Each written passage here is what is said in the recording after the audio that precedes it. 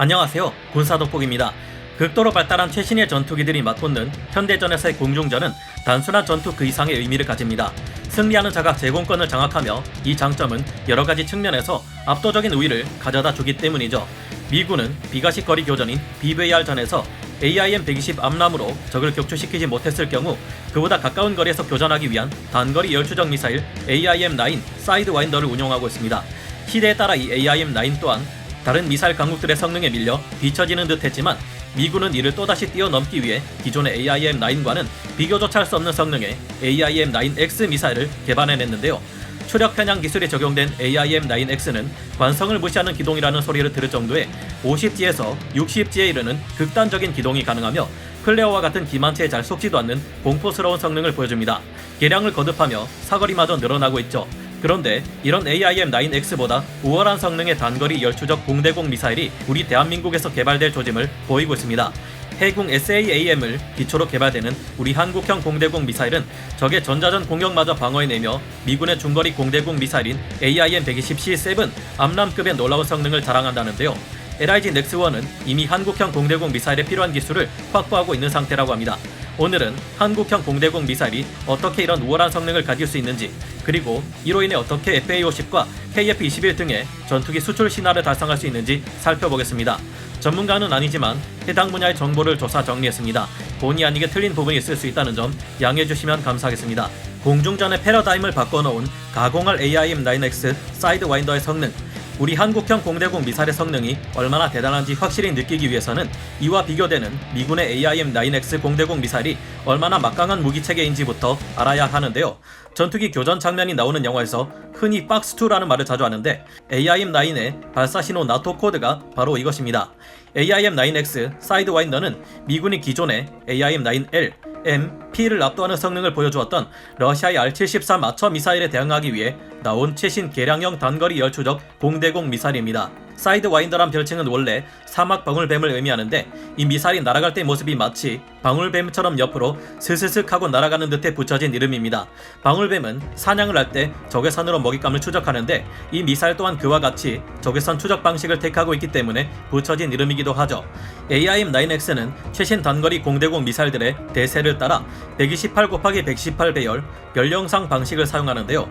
2000년대에 개발된 AIM-9X는 일종의 적외선 CCD 소자인 초점 평면 배열 센서를 달고 있는데 열영상 카메라와 유사합니다. 기존 버전과 달리 표적의 형상을 보고 파악하기 때문에 적기가 자신을 방어하기 위해 뿌려대는 플레어와 같은 기만체에 잘 속지 않는 장점을 가지고 있습니다. 또한 탐색 범위 또한 넓어져 68도 수준이었던 AIM-9L, AIM-9M형과 달리 전방 90도 내의 목표물을 탐지할 수 있게 되었는데요. AIM-9X는 기존의 AIM-9M 사이드와인더와 동일한 로켓 모터를 사용하지만 앞쪽의 카나드 날개와 꼬리 날개 크기가 줄어들고 모양도 바뀌면서 항력을 줄였습니다. 덕분에 사거리가 2배 이상으로 크게 늘어났는데요. AIM-9 초기형은 사정거리가 불과 4.8km에 불과했지만 AIM-9X는 사정거리가 30km에서 40km 수준에 이릅니다. 또한 헬멧 연동 조준기인 HMS가 장착된 덕분에 조종사가 굳이 기체 기수 부분으로 적의 꼬리를 잡지 않고 적을 쳐다보기만 해도 조준해 발사하는 것이 가능한데요. AIM-9X는 추력 편향 기술이 적용되어 속도가 느린 발사 직후 순간부터 3-4초간 60G 수준의 제트베인이라 불리는 극단적인 기동이 가능합니다. 게다가 AIM-9X 블록2부터는 일단 발사하고 나서 락곤하는 것도 가능하기에 뒤에서 쫓아오는 적을 향해 날아가는 것도 가능할 정도입니다. 관성을 무시하는 기동이 가능하기에 더 이상 AIM-9X 블록2를 가진 적에게는 적 전투기의 꼬리를 물면 이긴다는 공중 근접전, 도그 파이팅이 의미가 없어지게 된 것이죠. 2013년부터 실전 배치된 신형 AIM-9X 블록2는 전투기의 레이더 외에도 동료 전투기가 데이터 링크를 통해 보내온 적기의 데이터를 근거로 미사일이 적기와 충돌할 수 있는 미래의 예상 좌표를 향해 날아가기에 가능한 일입니다. AIM-9X는 GPS와 데이터 링크가 가능하기에 단거리 공대공 미사일임에도 불구하고 눈에 보이지 않는 원거리 상태의 교전인 BVR 기능을 갖추게 될 것으로 보입니다. 현재 미 해군의 주도로 개발이 진행 중인 AIM-9X 블록3는 사거리가 50km에서 60km에 이를 것으로 추정되며 안정성이 좀 더 늘어날 것으로 보이는데요. 중거리 공대공 미사일인 AIM-120 암람은 레이더 시커를 장착했기 때문에 생기는 단점이 있습니다. 적의 전자전 장비인 ECM 장비나 제이밍에 의해 무력화될 수 있다는 점이죠. 그래서 앞으로 사거리가 크게 늘어난 AIM-9X 블록 3는 AIM-120 암람을 보완하기 위한 무기 체계로 운용될 예정인데요. 최근 영국의 퀸 엘리자베스급 항공모함에서 발진하는 F-35B들이 스텔스 성능을 희생하면서까지 AIM-9X를 장착하고 실전 임무에 투입되는 것은 이런 이유가 있어서로 보입니다. AIM-9X를 능가하는 한국의 공대공 미사일, 지금 약 KF-21에 AIM-9X 사이드와인더와 AIM-120 암람을 달 수 있게 되었지만 한동안 미국이 이를 통합해주지 않으려 했었죠.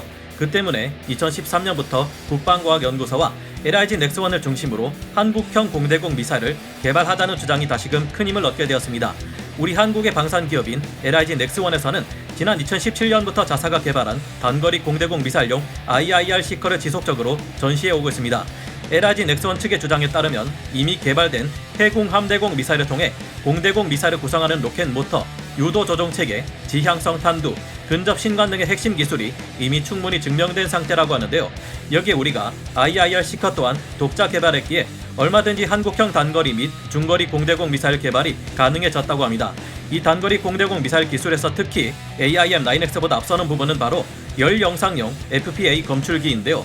미군의 현용 AIM-9X에 들어가는 FPA 검출기가 128/128 배열인데 비해 LIG 넥스원이 개발한 시커 FPA 검출기는 640/480 배열로 해상도가 훨씬 높습니다. 덕분에 이론상 기만체를 식별하고 원거리의 표적을 찾는 능력이 AIM-9X보다 우수하다 볼 수 있는데요. 통상 5세대로 구분되는 최신 단거리 공대공 미사일들은 전방위 교전을 위해 넓은 감지 범위를 가져야만 하는데요. 이를 위해 LIG 넥스원이 개발한 시커는 관측창 내에서 열 영상용 FPA 검출기를 상하 좌우로 움직이는 이축의 짐벌 위에 얹어 놓았습니다. 짐벌이란 표적이 미사일의 센서 중심에서 벗어나려 할 경우 자동으로 그쪽을 향해 움직여 목표물이 다시 센서 중앙에 오도록 하는 장치인데요.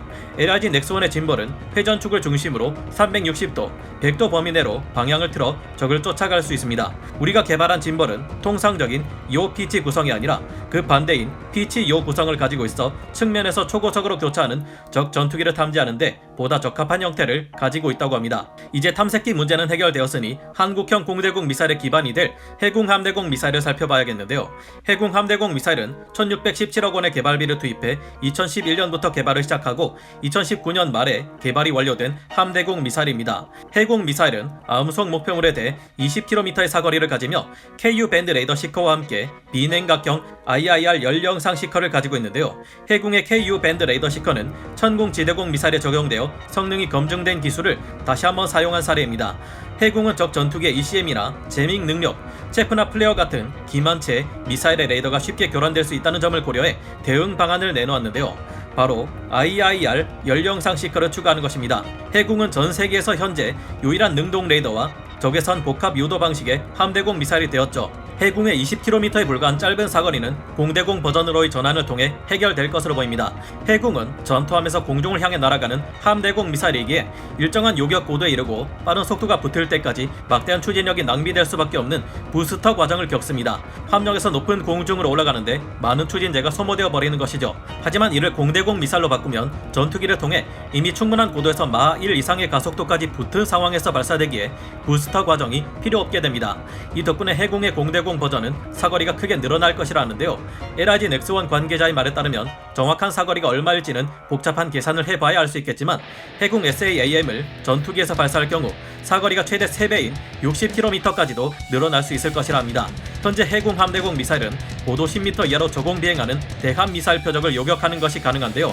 미군의 암람 미사일도 AIM-120C7 버전이 된 이후에야 30m 이하로 비행하는 순항 미사일을 요격할 수 있었습니다. 그리고 추진 체계의 문제 때문에 실전에서 AIM-120 암람 미사일이 적을 요격한 것은 대부분이 0km에서 50km 사이의 거리에서 이루어졌죠. 이런 점을 들어 해공을 기반으로 개발되는 공대공 미사일은 AIM-120C7 암람급의 성능을 갖추고 있다는 언급이 나오는 것이라 합니다. 해결해야 할 문제와 한국형 공대공 미사일의 폭발적인 잠재력, 하지만 한국형 공대공 미사일을 개발하는 것은 보통 일이 아닙니다. 공대공 미사일은 전투기의 외부 하드포인트에 탑재된 상태에서 강우, 습기, 급격한 온도 및 고도 변화를 오랜 시간 동안 견뎌낼 수 있어야 하는데요. 또한 최저 수백 미터 고도에서 최대 12km에서 15km 이르는 고도에서 급격하게 일어나는 기압 변화에도 견딜 수 있어야 합니다. 섭씨 30도 이하에서 섭씨 영하 40도 이하까지 내려가는 급격한 온도 변화에도 멀쩡해야 하죠. 미사일 외부에 얼음을 끼게 만드는 비와 눈을 만날 수도 있고 이때 미사일 내부로 물이 스며들 수도 있습니다.